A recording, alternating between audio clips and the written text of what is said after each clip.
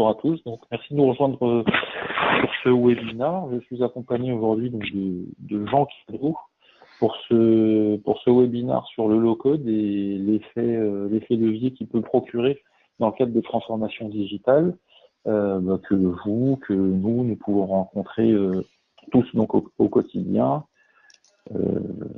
Alors, je dis les transformations digitales car pour nous, la transformation digitale, ce n'est pas un monolithe qui serait figé et toutes les entreprises ne sont pas semblables.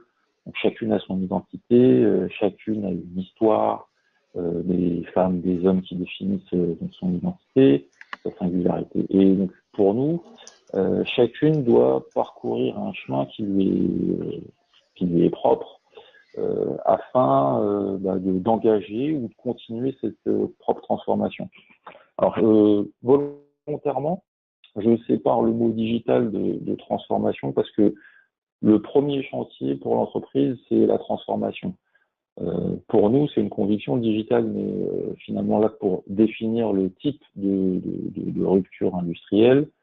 Mais en filigrane, derrière, il faut malgré tout avoir en tête que ce mot, c'est une notion qui, d'ailleurs, on le retrouve dans toutes les révolutions industrielles. Il y a une notion en fait de vitesse. Il faut aller plus vite dans l'exécution. Donc voilà, je m'arrête là parce que vous n'êtes pas connecté à un webinaire pour qu'on puisse faire des digressions sur philosophique ou autre. Mais alors, pour nous, le plus important, c'est donc que l'entreprise prenne conscience de la nécessité qu'il y ait un éveil, donc de la nécessité d'évoluer ou de continuer à évoluer, comme je le disais, de se renouveler ou de se réinventer. Et la première marche de cette transformation, eh bien, elle commence par donc cette prise de conscience, le caractère urgent et presque vital en fait pour l'entreprise de s'adapter à son environnement. Alors, quel est le but de la transformation? Évidemment, c'est de pérenniser les activités de l'entreprise. Et aujourd'hui, donc, pour mettre tout ça en perspective, nous, on a voulu montrer comment est-ce que le low-code s'inscrit complètement aujourd'hui dans ces problématiques et apporte des réponses concrètes, tangibles à ces éléments-là. Et donc, on voulait commencer par commencer par trois nombres, en fait, trois chiffres pour nous qui nous paraissent intéressants lorsqu'on les met côte à côte et surtout quand on les considère en fait dans le même référentiel. Alors, quels sont ces slides 47. Donc 47%, c'est près de la moitié en fait des entreprises qui considèrent que dans 18 mois, eh bien, leur business model sera tout simplement caduque. Il ne sera plus en phase avec le marché cible et les entreprises vont devoir trouver de nouvelles façons de travailler en fait. Il va falloir trouver des accélérateurs aussi d'adhérence en interne, car le temps, c'est une notion, c'est une des données les plus critiques, surtout dans une dimension d'évolution et de transformation. Alors, quand on dit ça, évidemment,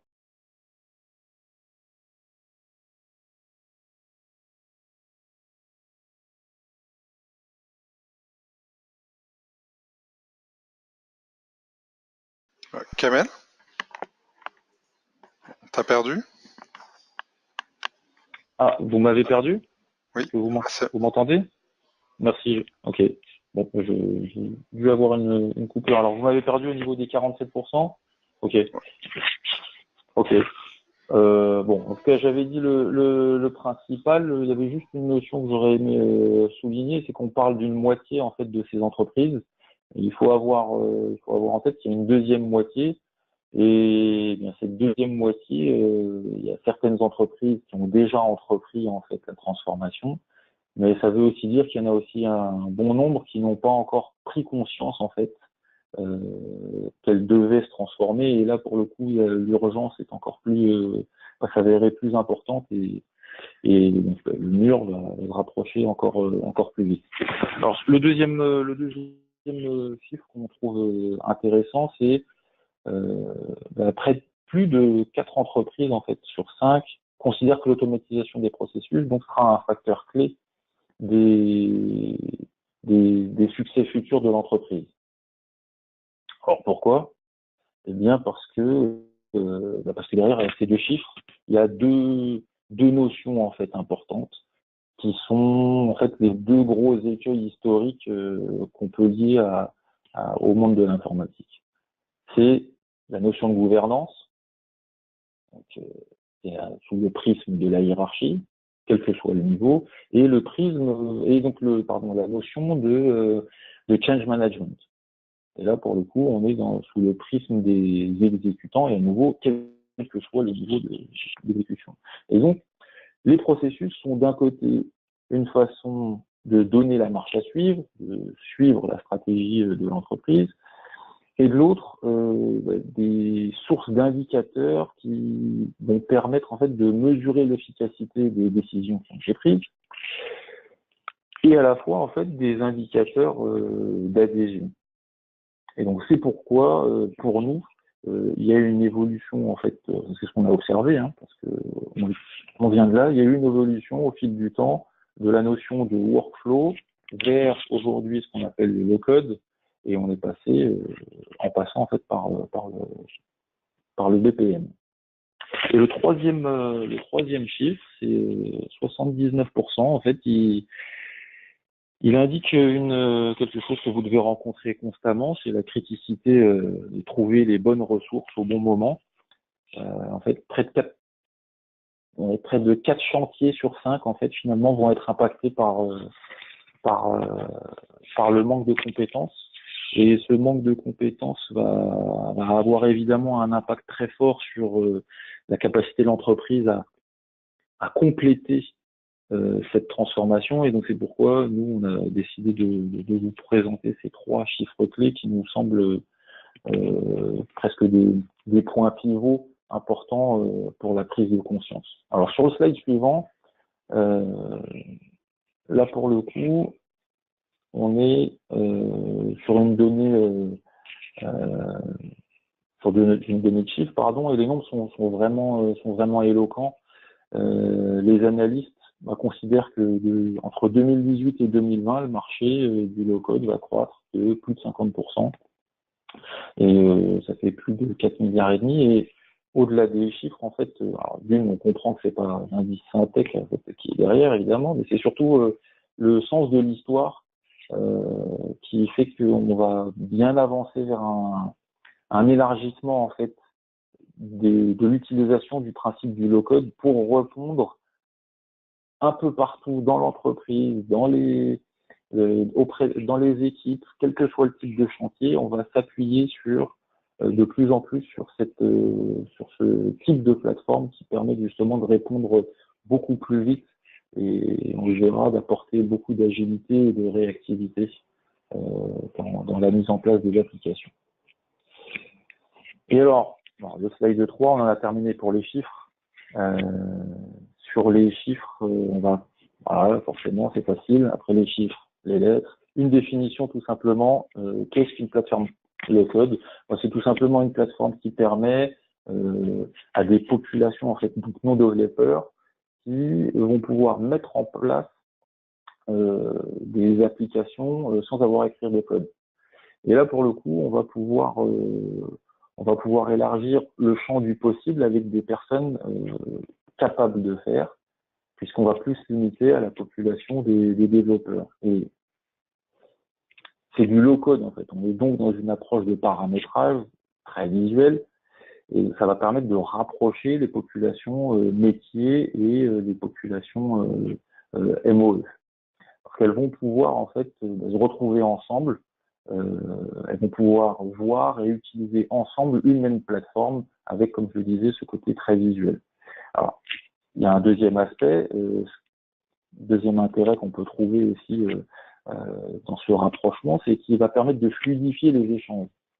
Mécaniquement, les gens parlant le même langage et ayant le même support, ils vont pouvoir en fait aborder de manière beaucoup plus fluide et sans distorsion ou sans problème de compréhension, ils vont pouvoir avoir donc et enclencher une approche beaucoup plus agile. Et l'un des bénéfices qu'on peut tirer de cela sur la notion d'adhésion des utilisateurs, en fait, c'est sur le change management. C'est une notion très importante parce qu'on peut, on l'a remarqué, auprès de nos différents clients, il y a des résistances, il y a des moments où ça n'adhère pas et pourtant il y a beaucoup d'énergie dans l'entreprise qui a été déployée pour mettre en place et lancer des projets et pour autant, l'adhésion des utilisateurs ne se fait pas. Eh bien, le fait de pouvoir impliquer les gens du métier, en fait, ils vont de fait être impliqués. Il y aura, au-delà du côté affectif, ils vont pas pouvoir refuser ou critiquer des choses dans lesquelles ils ont été impliqués et qu'ils ont donc forcément validées. Et puis la dimension du low-code elle permet de produire plus vite. Donc il y a une dimension financière. On économise mécaniquement sur et une dimension temporelle, puisqu'on économise aussi sur le temps de réalisation. Mais on économise aussi, étant l'a observé chez quasiment tous nos clients, en fait, on va pouvoir servir le métier beaucoup plus vite. Et là, pour le coup, la valeur en interne, la valorisation des équipes et des dirigeants est complètement changée. Et trouver en fait un retour sur investissement sur le fait de pouvoir réagir du tac au tac et ne plus rentrer dans des démarches très longues, des cycles en V qui posent problème, c'est une approche qui apporte donc beaucoup de résultats et beaucoup de satisfaction sur la capacité de l'entreprise à faire évoluer ses objectifs. Voilà pour ce slide. Je vais terminer par 2 slides très rapidement et ensuite je passerai la main à Jean Cadeau qui va pouvoir détailler de quoi on parle, puisqu'on parle de K2 malgré tout. Quel est le positionnement en fait aujourd'hui de K2? On a essayé de vous le montrer sur ce graphique. Il est en somme en fait K2 s'appuie sur son historique de plateforme BPM et pour assurer l'automatisation des processus. Et à cette notion-là, en fait, on y a accolé depuis maintenant quelques années cette notion en fait de low-code pour éviter le développement spécifique et retrouver les différents intérêts qu'on a pu citer un petit peu plus tôt. Et donc dans ce cadre-là, une solution qui permet de construire efficacement ces applications personnalisées, c'est la promesse de K2. Et c'est donc une rupture qui se veut assez forte par rapport aux réponses historiques à un besoin métier que sont en tout cas à l'expression d'un besoin métier que sont donc le développement spécifique et les solutions verticales. Alors on peut se poser la question pourquoi une rupture? Tout simplement parce que on s'affranchit en fait des inconvénients de ces deux approches. Pour le développement spécifique, c'est en première instance le temps de réalisation, l'effet tunnel, et donc forcément l'écart qu'il peut y avoir entre l'expression de besoin initial et final / le moment où on reçoit une livraison. Et puis les inconvénients des solutions verticales, c'est la multiplicité en fait des technologies qui d'ailleurs sont pas forcément compatibles entre elles ou en tout cas difficilement compatibles, et puis aussi l'accumulation des maintenances, et d'un point de vue financier ça a aussi un impact. Et donc K2 propose de s'affranchir de tout ça et autour d'une plateforme pouvoir mettre en place des applications, alors des nouveaux projets, mais aussi, au-delà des nouveaux projets, le re-engineering, la modernisation en fait d'applications existantes. Et quand on dit re-engineering, la notion qui est derrière, en fait, c'est de pouvoir continuer à capitaliser sur du travail que vous avez pu effectuer, vous, en entreprise, au préalable, pour continuer à vous appuyer sur ces choses-là, mais vous apporter une touche de modernité, et vous le verrez un petit peu plus tard avec Jean, on va pouvoir apporter justement cette touche de modernité avec des notions de mobilité ou la capacité à concaténer en fait des sources d'informations, justement pour ne pas avoir forcément à tout chambouler. Et on le verra un petit peu plus tard, la qualité de la donnée, c'est quelque chose qui est important en fait pour K2. Donc, voilà pour ce slide. Il me reste donc un dernier slide euh, qui lui en fait est là pour alors là ce que vous voyez c'est des silos d'activités dans une entreprise. On a listé c'est une liste non exhaustive d'applications qu'on a faites en K2, alors toujours sur la même approche, sans avoir à écrire de code. Et donc cette liste non exhaustive, elle permet déjà de mettre en avant un des caractères forts de K2, c'est que c'est une plateforme qui se veut agnostique. Elle n'est pas dédiée à une typologie d'application, elle n'est pas dédiée à un secteur d'activité, elle est capable en fait de prendre de la place petit à petit au sein de l'entreprise sans forcément bousculer l'existant, mais en apportant justement du lien, de la fluidité, faire transiter des informations, donner de l'intelligence là où on a besoin de l'humain et apporter aussi évidemment la notion de traçabilité qui est inhérente à la notion du workflow. Alors, ce qu'il faut juste avoir aussi en tête, c'est que donc, ces deux caractéristiques, elles donnent et ça c'est pour le coup dans le cadre de transformation d'entreprise, c'est une notion qui pour nous est très importante, c'est que ces deux caractéristiques, elles permettent à nos clients en fait de casser les silos, qu'ils soient humains ou technologiques. En fait, l'objectif, comme je le disais, c'est de donner de la valeur applicative au métier, renouveler ces applicatifs en fait, sans avoir à craindre que la donnée ne soit pas forcément la bonne. La donnée, on la consomme là où elle existe, et j'altère pas cette qualité-là. Et là, pour le coup, ça donne une certaine cohérence au niveau des différents métiers, et ça permet justement de fluidifier ces échanges. Et par exemple, en fait, là vous voyez différents noms d'applications, mais on pourrait imaginer que je débute un workflow sur une phase de dématérialisation de facture, par exemple. Je la reçois, il y a un lien qui est fait avec le CRM en fonction des informations en fait qui auront été OCRisées. Je vais pouvoir aller les pousser vers des espaces de stockage spécifiques qu'on a en interne. D'un point de vue techno, ça peut être du SharePoint, ça peut être du Documentum, ça peut être du file system ou que sais-je. Et puis, on va pouvoir aussi en même temps automatiser les phases d'écriture, par exemple, ou en tout cas demander des validations d'écriture d'écriture transactionnelle sur SAP, par exemple, ou autre. Donc voilà, donc il y a cette notion en fait d'ensemble qu'il faut garder. Je vais pouvoir manipuler des données et je vais pouvoir aussi au-delà d'échanger les données, je vais réussir à faire parler les gens entre eux et donc l'objectif c'est d'améliorer l'efficacité de l'entreprise dans son quotidien. Alors voilà ce que je voulais vous dire autour de K2. Je vais laisser la parole à Jean et puis parce que n'hésitez pas, comme je vous l'avais dit en introduction, n'hésitez pas à poser des questions sur l'espace sur votre écran. En fait, il y a un espace où vous pouvez taper vos messages et on n'hésitera évidemment pas à répondre à vos questions. Voilà, Jean, je te laisse la main.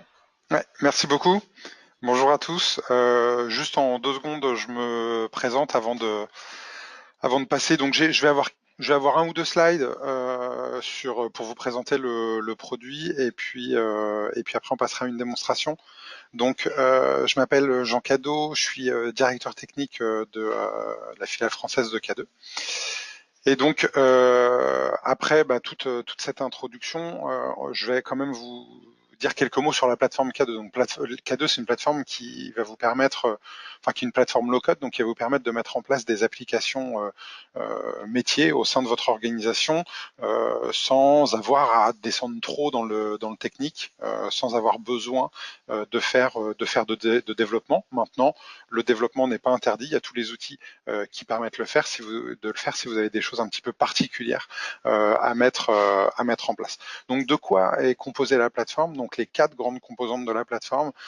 On les voit apparaître ici. Et la première, c'est K2 propose un éditeur de workflow, c'est-à-dire que vous avez une interface de conception qui va vous permettre de dessiner des process, de définir en fait l'enchaînement des étapes et de séquencement entre chacune de ces étapes à l'intérieur de votre application. Donc je fais une demande, si elle est de tel type, elle est validée par telle personne, si la personne elle refuse, on revient en arrière, si elle accepte, on va demander à telle personne de rajouter tel type d'information. Donc on va pouvoir dessiner cet enchaînement d'étapes, envoyer ce qui a été modélisé au serveur, et il va y avoir un moteur d'exécution qui va s'occuper d'adresser les tâches aux personnes qui sont concernées, de surveiller les temps de traitement, de soulever des alertes si c'est nécessaire, et bien évidemment de tracer tout ce qui se passe pour pouvoir en faire des reporting. Ça, c'est la 4e brique dont on va parler juste après. La 2e brique, c'est la partie formulaire. Mes applications, pour qu'on puisse passer d'une étape à l'autre, il va falloir que je mette à disposition de mes utilisateurs des formulaires, donc des formulaires web, des interfaces qui vont permettre à mes utilisateurs de répondre aux questions qui leur sont posées. Donc K2 propose un outil de conception qui va permettre de dire là, je voudrais mettre en place un formulaire, il va y avoir une liste déroulante qui va chercher de l'information à tel endroit, des boutons radio, je vais avoir un contrôle qui va me permettre de télécharger un document, et je vais pouvoir mettre de l'intelligence à l'intérieur de ce formulaire pour avoir du contenu un petit peu dynamique, pour dire quand j'ai cliqué ici, il se passe ça, en fonction du contexte, il y a tel champ qui apparaît, tel champ qui devient obligatoire, etc. etc. Et j'ai pas de code à écrire pour faire ce genre de choses, je fais simplement du glisser-déposer, puis une fois que j'ai fini mon formulaire, je vais pouvoir l'attacher à un workflow, à une étape de mon workflow, et pareil, le moteur d'exécution K2 va faire un rendu web pour ces formulaires.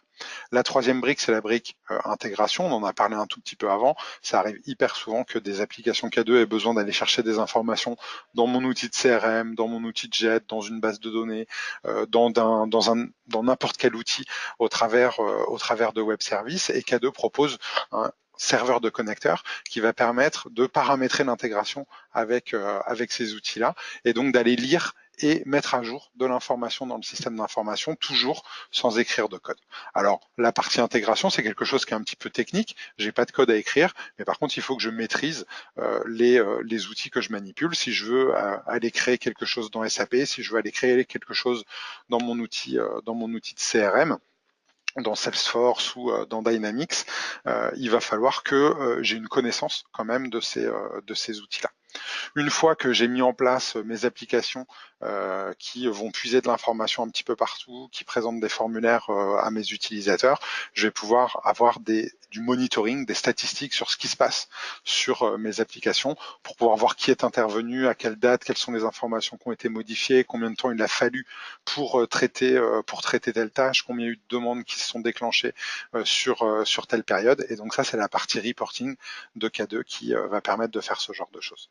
Donc ça, ce sont les grandes composantes de la plateforme K2. Après, ce qu'il faut savoir, c'est que les applications K2 sont disponibles en mobilité. Donc les formulaires qui sont mis en place vont pouvoir s'exécuter à l'intérieur d'une application mobile native pour iOS, pour Android ou pour Windows Phone, qui va mettre à disposition aussi des contrôles de formulaires qui sont spécifiques à la mobilité, comme par exemple la géolocalisation, la possibilité de rattacher des documents en prenant une photo avec son téléphone, de la lecture de code à barre avec l'appareil photo du téléphone ou de la tablette. Il faut savoir que toute la partie security et gouvernance de K2 s'appuie sur les grands standards des plateformes Microsoft. Donc en termes de gestion des authentifications, en termes de sécurité sur les données, on va retrouver tous les grands concepts Microsoft qui vont être disponibles ici.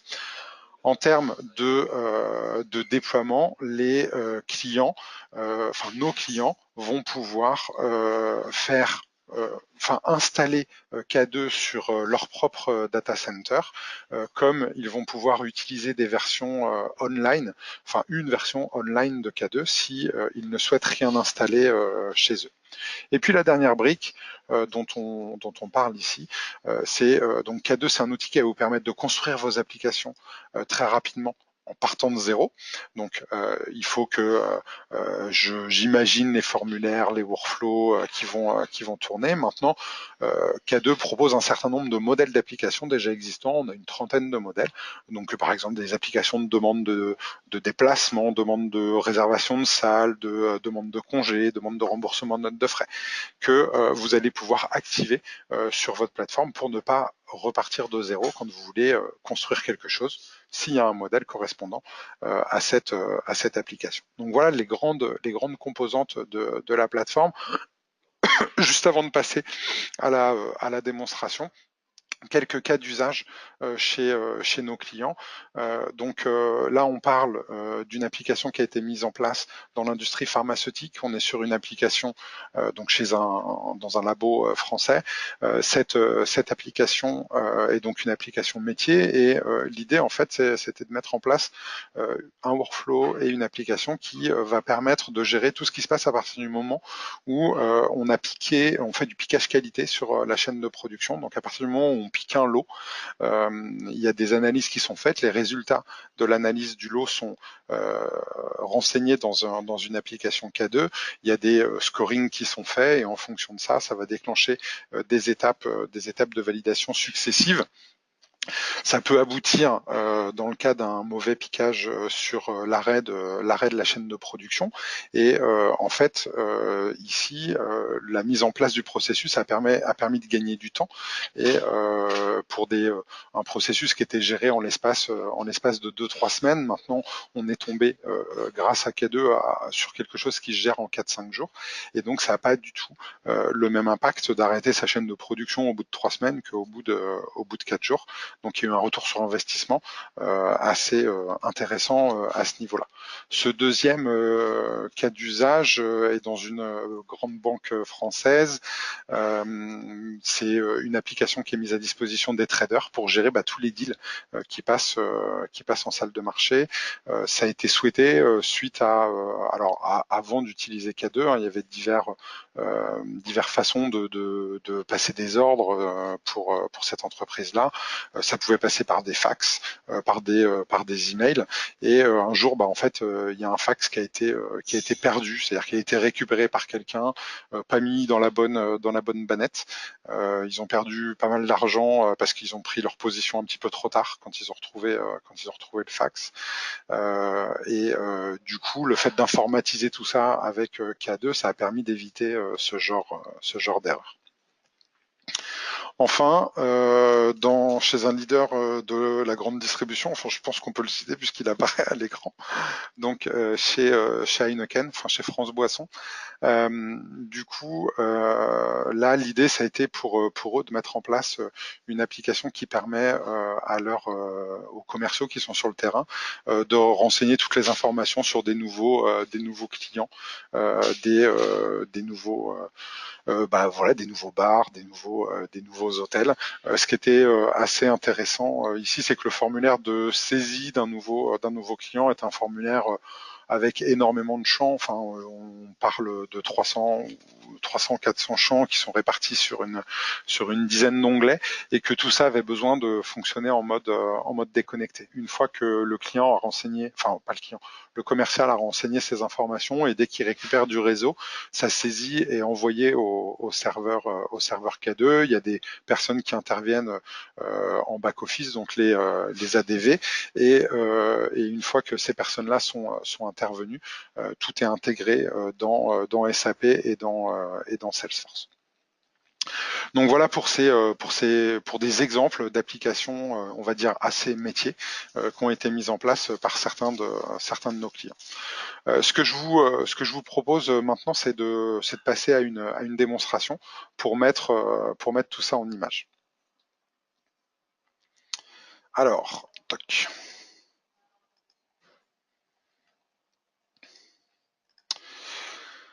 Donc, pour la démonstration, ce que je vous propose, c'est de partir complètement de zéro, de construire avec vous une application. Et puis après, je vous montrerai une application qui a déjà été mise en place pour que vous puissiez vous rendre compte de ce que ça peut être une fois que c'est terminé. Donc là, je suis connecté sur mon portail K2, donc on appelle ça le K2 Workspace. C'est l'espace sur lequel les utilisateurs finaux vont pouvoir retrouver la liste de toutes les tâches qu'ils ont à faire. Ils vont pouvoir retrouver les rapports auxquels ils ont accès, ainsi que les formulaires d'initialisation de leurs applications. Le Workspace K2 peut être décomposé en différents espaces de travail, et donc là on va aller sur l'espace application, qui est un espace qui permet de rajouter des applications à K2. Donc quand on crée une application K2, on a besoin de créer un certain nombre d'objets techniques, enfin plus ou moins techniques. On va créer un processus, on va créer des formulaires, on va créer des objets qui vont permettre de définir les données qui circulent au sein du process. Donc on a un certain nombre de choses à faire. Et en fait, là, je vais vous montrer une fonctionnalité de K2 qui permet, après avoir rempli un formulaire, de générer un squelette de tous ces objets-là que je vais pouvoir manipuler avec les outils de conception K2. Donc là, je regarde toutes les applications qui ont été mises à disposition sur ma plateforme et je vais demander à rajouter une application. Alors je peux ajouter une application que j'installe depuis mon catalogue de modèles, comme je peux créer une application derrière laquelle il y aura un workflow d'approbation, ou une application de type enquête, ou une application qui va me permettre entre plusieurs utilisateurs de collaborer autour de certaines données. Donc nous, on va construire une application de type workflow. On va donner un nom à cette application. Donc on va l'appeler, je sais pas, congé webinar, par exemple. Je peux mettre une description ici. Je peux dire que je pars d'un modèle existant. Donc moi, je pars de rien du tout. Et puis je passe sur la page suivante. Sur la page suivante, je vais devoir définir les données qui circulent au sein de mon application. Donc je vais dire qu'il y a un titre, que ce titre est obligatoire. Ensuite, il va y avoir une date de début, donc qui est de type date, qui est obligatoire aussi. Une date de fin. Toc. Il va y avoir une raison qui est obligatoire, qui va être un lookup dans lequel je vais pouvoir choisir entre congé payé et RTT, par exemple. Et puis un commentaire. Commentaire qui, cette fois-ci, n'est pas obligatoire, qui est du texte dans lequel je peux mettre plusieurs lignes. Donc là, j'ai terminé. Et puis, je passe à l'étape suivante où je vais définir rapidement l'allure de mon workflow. Donc c'est un workflow qui va être voilà, 2 étapes avec la possibilité de revenir en arrière. Très bien. Donc là, j'ai pas toutes les patterns de processus qui sont disponibles, hein, mais parce que je vous rappelle, je construis juste un squelette de mon application.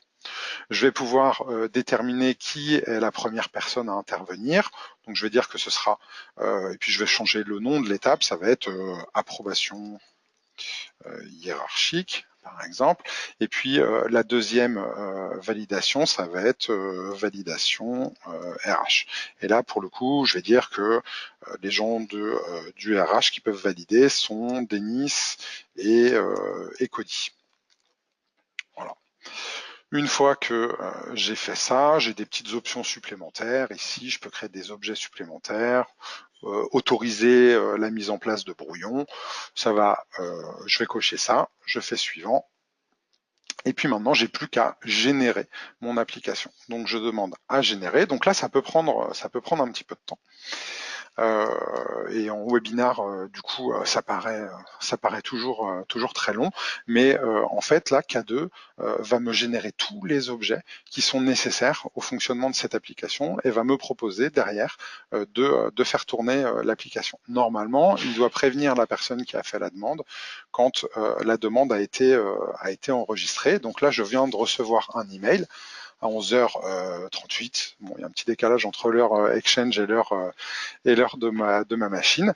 Et du coup, je vois que il y a mon application Congé Webinar qui est en cours, de déploiement. Donc, on va attendre un petit peu. En parallèle de ça, je vais pouvoir charger mon outil de conception K2 pour voir ce qui a été généré. Donc, j'arrive sur mon outil ici. Donc je retrouve. Donc là, vous voyez, je suis en mode web, hein, c'est-à-dire que le concepteur, la personne qui va construire les applications, n'a rien à installer sur son poste. Tout se fait depuis le navigateur. Et donc je viens de recevoir un autre mail là pour me dire que l'application était créée. Et donc normalement, je vais pouvoir être redirigé ici sur la page d'accueil de l'application. Donc là, c'est la page d'accueil de mon application qui a été automatiquement générée. Avant de faire tourner l'application, je vous montre rapidement ce qui a été créé au niveau de K2. Donc je retrouve tout ce qui a été créé dans la partie application, ici, soumission pour approbation et congé webinar qui apparaît ici. Donc là, j'ai le workflow qui a été créé, qui apparaît là.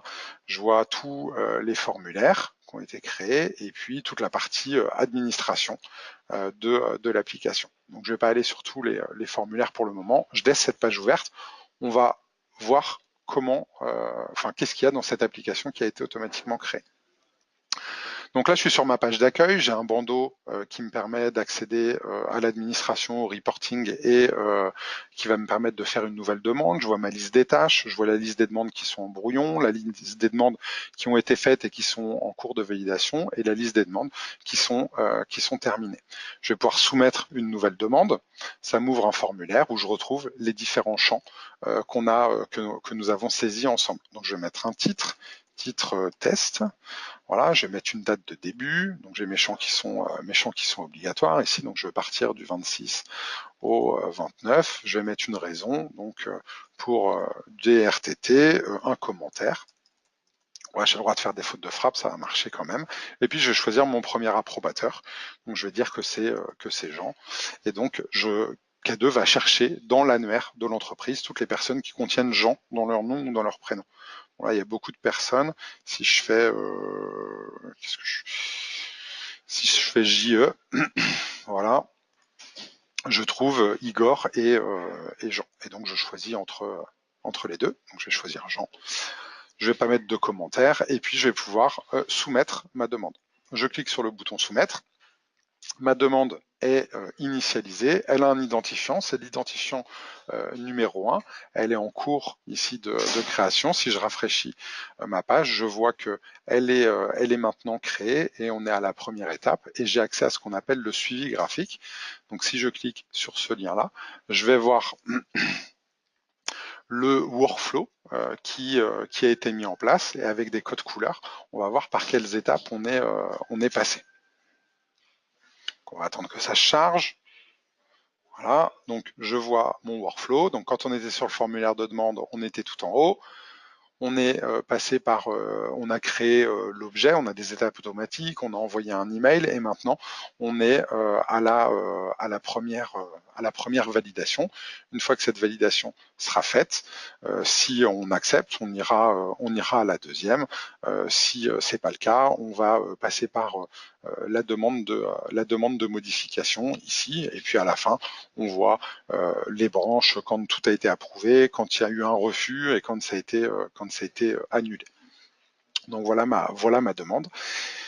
Et je vais retrouver au sein de mon application, je vais aussi avoir accès au reporting de mon appli.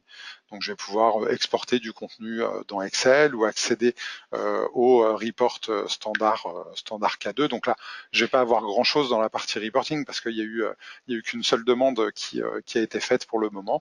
Donc je vois une demande en cours, 0 demande en erreur. Je vois combien il y a eu de demandes qui ont été faites par mois sur les 90 jours passés.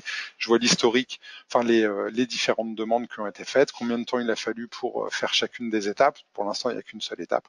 Et je retrouve ma demande initial request qui est en cours de validation chez Jean.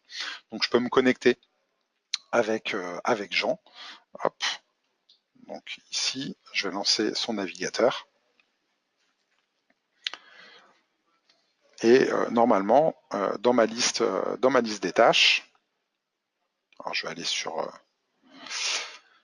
mon workspace de base. Dans ma liste des tâches, ici, j'ai effectivement une tâche à traiter pour l'application qui s'appelle congé webinar. Si je clique dessus, je vois les informations qui ont été saisies précédemment et je vais pouvoir prendre ma décision entre j'approuve, je refuse, je demande des modifications. Donc je vais demander des modifs et je soumets. La tâche disparaît de ma liste des tâches et si on retourne sur le suivi graphique, ici, on va voir les couleurs qui ont évolué et on est maintenant à l'étape rework. Ici, si j'actualise mes statistiques et qu'on redescend, qu'on retourne tout en bas, hop, voilà, on voit qu'il a fallu 2 minutes 41 pour traiter la première tâche et que ça fait 22 secondes que la deuxième tâche est en cours. Donc voilà l'application qui a été créée, comme vous le voyez, en quelques secondes. Maintenant, si je veux aller un petit peu plus loin que ça, faire des choses un petit peu plus complexes dans mon application, alors on voit en parallèle que j'ai reçu des emails hein, et pour me dire que j'avais une tâche à faire ou qu'il y a une demande qui avait été initialisée. Mais donc, si je veux changer un petit peu ce squelette applicatif qui a été construit, je peux aller dans mon outil de conception et puis je vais dire que je voudrais modifier le formulaire de soumission, de demande, ici. Donc je vais le réserver chez moi.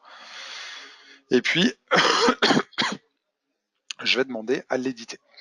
Et là, j'arrive sur une interface qui est WYSIWYG. C'est-à-dire que ce que je vois, c'est ce que, en tant que concepteur, c'est ce que l'utilisateur final va avoir. Donc là, je suis sur le formulaire, je peux faire des modifs à différents endroits, mais pas n'importe où. Chaque bloc, chaque gros bloc ici correspond à ce qu'on appelle une vue. Dans le cas de donc une vue, c'est une partie de ma page. Donc j'ai la vue en tête, la vue pied de page. Là, j'ai la vue saisie des informations.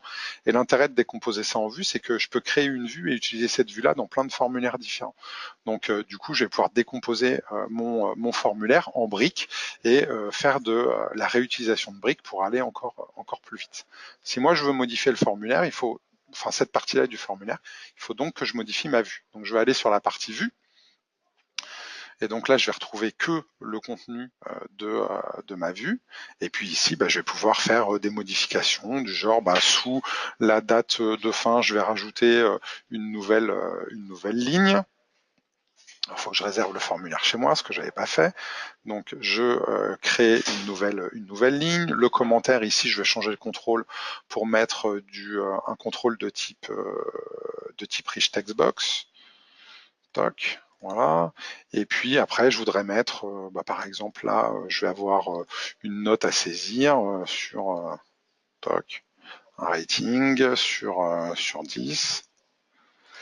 Et puis, je voudrais dire que quand on sélectionne une raison, alors ça fait apparaître le champ commentaire qui est par défaut caché. Donc pour le cacher par défaut, je le sélectionne, je le décoche, je décoche la visibilité ici. Et puis maintenant, je vais dire que quand on sélectionne une raison, donc je vais rajouter une règle, alors ça fait apparaître ces champs-là. Donc quand le contrôle a été modifié, je pourrais mettre sous certaines conditions. Donc si j'ai choisi RTT ou si j'ai choisi CP par exemple, alors il s'exécute telle action. Et dans telle action, je vais faire apparaître un contrôle et puis je vais afficher un message pour l'utilisateur. Et donc le contrôle que je fais apparaître, c'est mon champ texte riche. Et puis je vais faire apparaître un autre contrôle qui est le label. Et puis enfin, je vais mettre un message à mon utilisateur. Merci d'avoir sélectionné une raison. Bon, voilà, ça ne veut pas dire grand-chose. Ici, je peux rajouter du contenu à l'intérieur du contenu dynamique et retrouver le contenu de mes contrôles et par exemple afficher le la raison qui a été sélectionnée ici. Donc, je fais du glisser-déposer.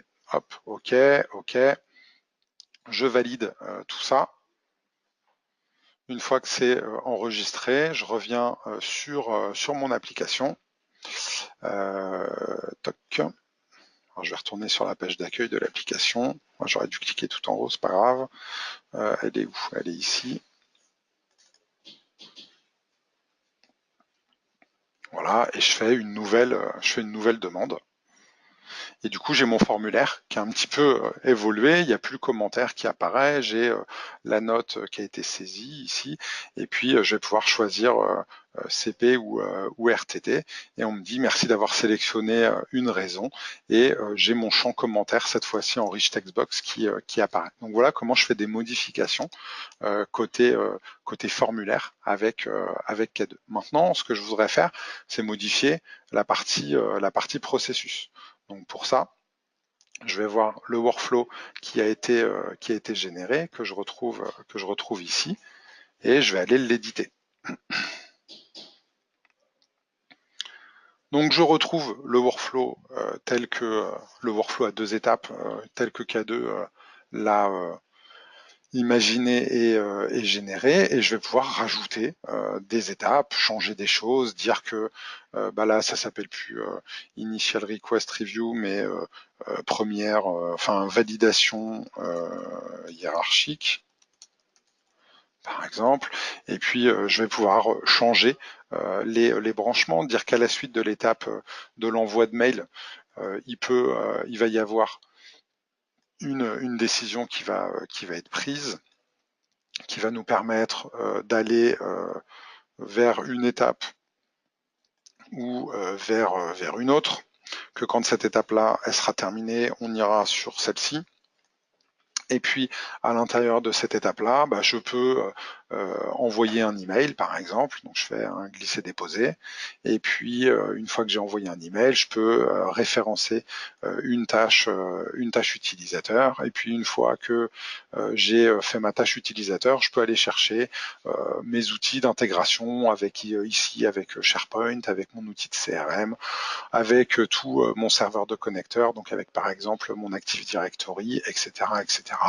Donc je choisis parmi les objets qui sont ici ce que je veux faire. Une fois que j'ai dit grossièrement ce que je veux faire, je vais pouvoir paramétrer chacune des étapes. Et dans la partie envoi de mail ici, pour le paramétrage, je vais choisir qui reçoit le mail, qui l'envoie potentiellement, qui va être en copie cachée. Je vais pouvoir mettre un sujet à mon mail.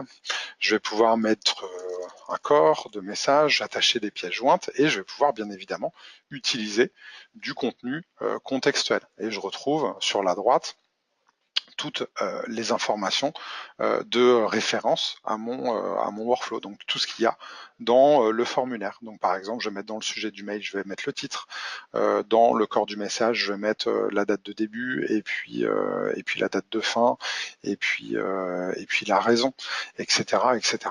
Et je vais pouvoir utiliser du contenu enregistré au niveau de mon workflow sur qui est le demandeur, qui est son responsable hiérarchique, et je vais pouvoir faire des traitements sur des données, un petit peu comme on utilise des fonctions dans Excel pour dire que là, je voudrais afficher la date du début plus de jours. Enfin, ça n'a pas de sens dans le cas, dans notre cas, mais je vais pouvoir faire ce genre de choses.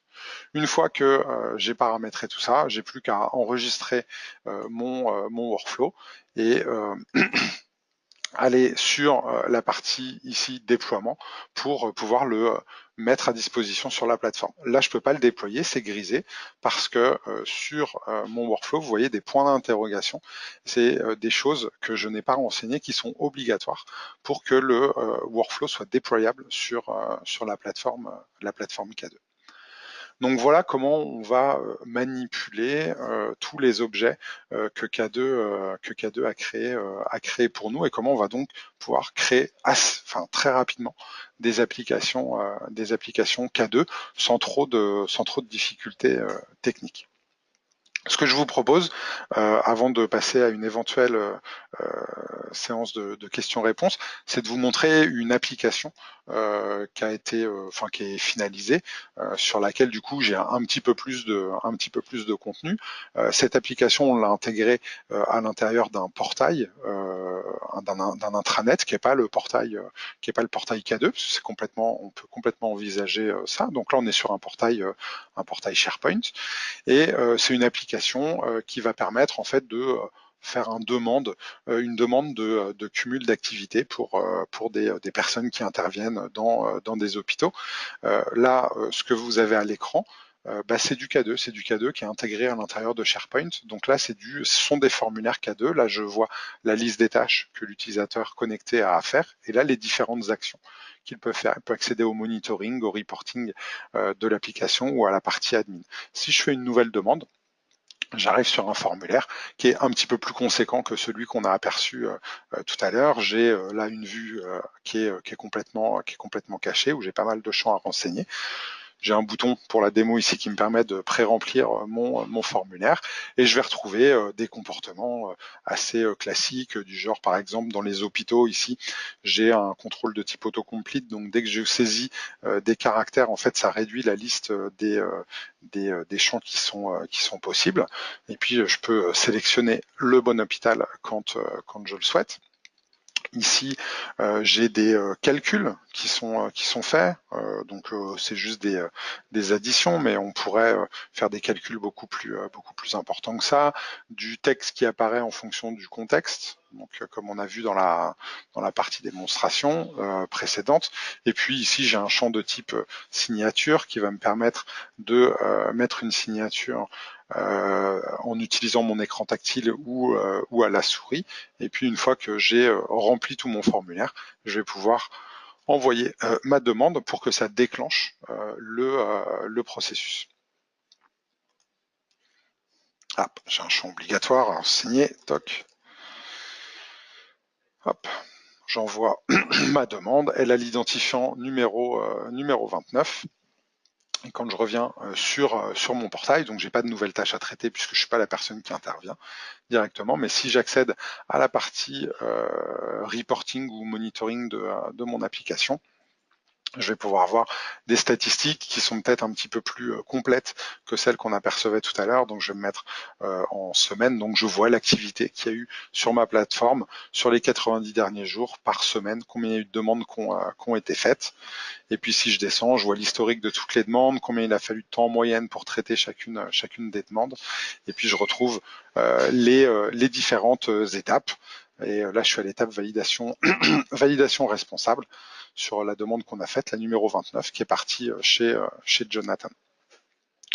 Donc voilà une application. Souvent, on intègre à l'intérieur de l'application une interface d'administration fonctionnelle qui va être accessible qu'à certains profils utilisateurs, et qui va permettre de paramétrer certaines listes déroulantes, comme c'est le cas ici, ou des valeurs comme par exemple ici j'ai le temps en minutes avant qu'il y ait une alerte qui se déclenche.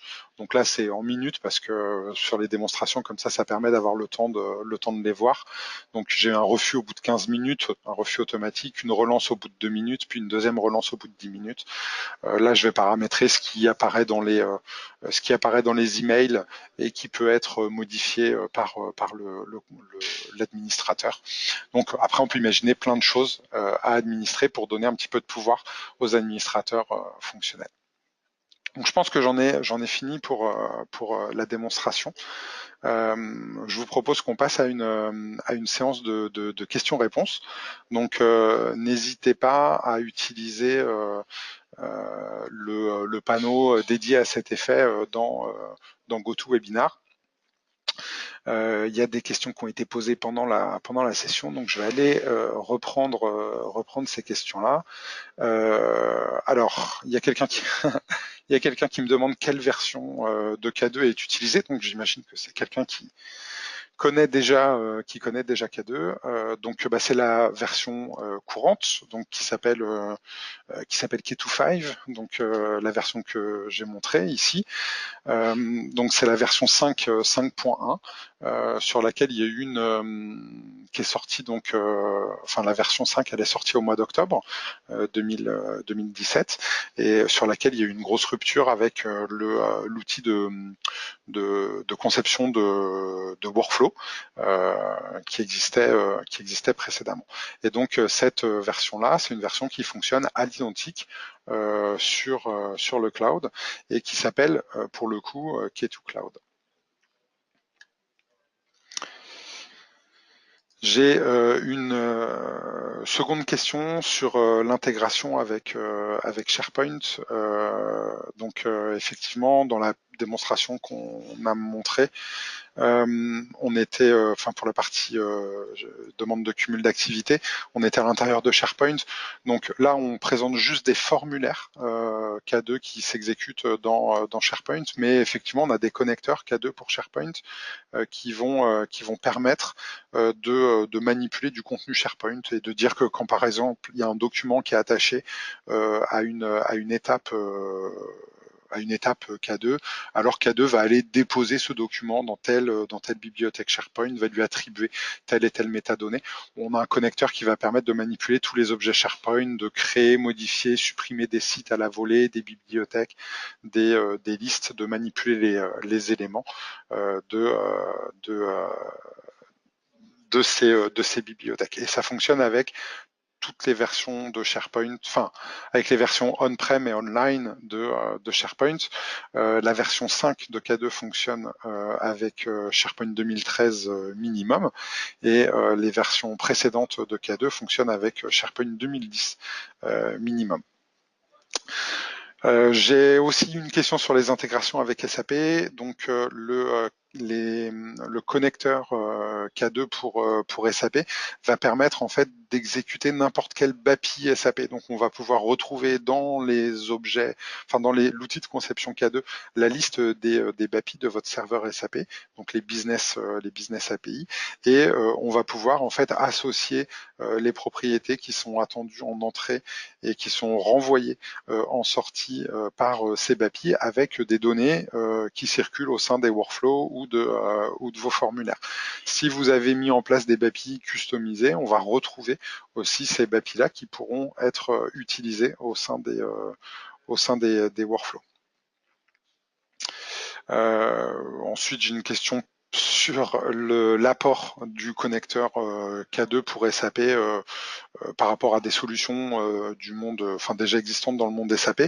L'apport, il va pas être tant sur le connecteur en tant que tel, qui va permettre d'exécuter des BAPI, mais pour tout ce qu'il y a autour. C'est-à-dire que vous allez pouvoir mettre en place avec K2 des workflows qui consomment à la fois de la donnée SAP, mais de la donnée qui vient aussi d'autres outils qui viennent de votre outil de CRM, qui viennent d'outils métiers que vous avez mis en place, avec des données qui sont stockées par exemple dans des bases Oracle. Grâce à K2, on ne va pas consommer uniquement du SAP, mais on va consommer de l'information qui provient d'un petit peu partout. Et les workflows qu'on met en place sont des workflows qui vont pouvoir s'exécuter dans n'importe quel contexte, que je sois dans un portail web ou que j'ai besoin de les intégrer à l'intérieur de mes interfaces SAP si je le souhaite. Donc voilà, l'apport du connecteur, il n'est pas tant sur le connecteur SAP en tant que tel, mais tout ce qu'on peut faire autour. Et souvent on compare, enfin dans ces cas-là, on va dire, par exemple, je peux faire des workflows dans SAP. Donc quel est l'intérêt de les faire dans K2 ? C'est que les workflows que je vais faire dans SAP sont faits pour du contenu SAP. Donc ils vont s'exécuter dans un contexte uniquement SAP, ce qui n'est pas du tout le cas dans K2. Et on a des clients qui ont mis en place des processus de gestion des applications de gestion de création d'articles, de création fournisseurs, les processus, les applications de purchase to pay, où je vais avoir de la demande d'achat, de la réception de factures, de la demande d'investissement, de la réception de commandes, etc., avec K2, et qui manipule d'un point de vue financier que des données qui proviennent des SAP.